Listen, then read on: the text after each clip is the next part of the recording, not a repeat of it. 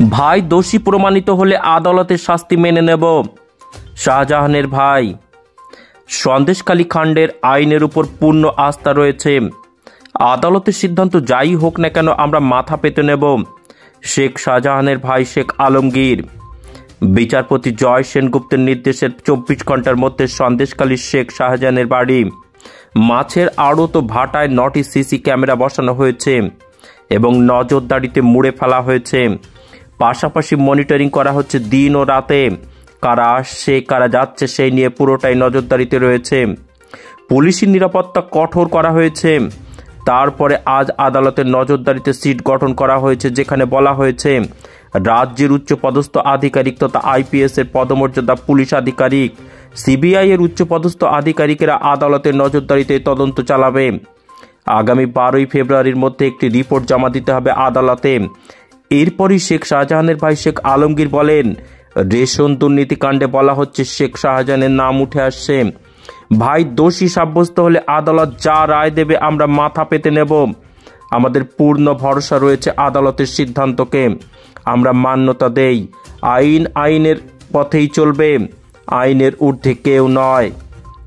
MS news Bangla চ্যানেলের পরবর্তী খবর সবার আগে পেতে ইউটিউবে চ্যানেলটি সাবস্ক্রাইব করুন, ফেসবুক পেজ ফলো করুন, ফলো বাটন ক্লিক করুন এবং সেই সঙ্গে আমাদের এই খবরটি ফেসবুকে প্রচুর পরিমাণে শেয়ার করুন।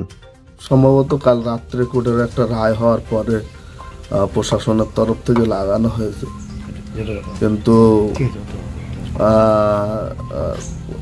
যেদিন ঘটনা ঘটে সেই দিন থেকেই কিন্তু অটোমেটিকলি পুলিশ প্রশাসন বাড়ির সামনে অন্তত জন 20-25 করে আছে।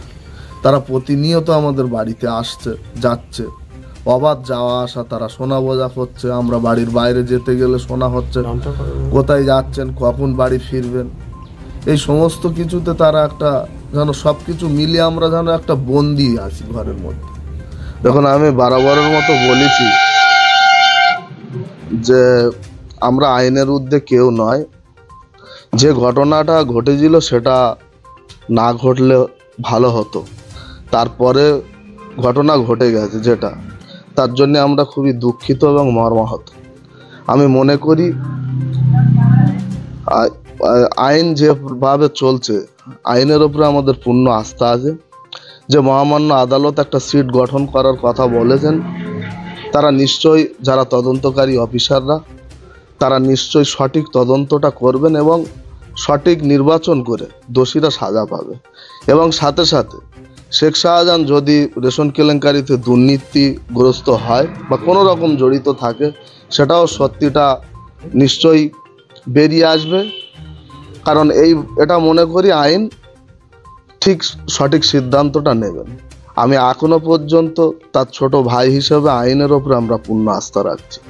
কারণ যেভাবে একের পর এক বিভিন্নভাবে যখন শুভেন্দু অধিকারীরা বসিরহাটে এসে তারা বলছে শেখ শাহজাহানকে দেখে নেব, তার পাতাতাড়ি গুটিয়ে দেব, তার ঠিক কয়েকদিন পরেই যখন ইডি বাড়িতে আসে, সেখানে একটা প্রশ্ন কিন্তু সাধারণ মানুষ, শুধু আমি কেন, সাধারণ মানুষ, এই সন্দেশখালী মানুষের মনে থেকেই যায় যে তাহলে কি এটা পূর্ব পরিকল্পিত না এতে কোনো রাজনৈতিক সাজেস্ট আছে।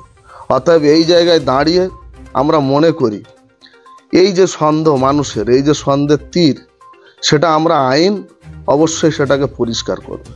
কাউকে এইভাবে মিথ্যেভাবে কালিমালিপ্ত করা যায় না।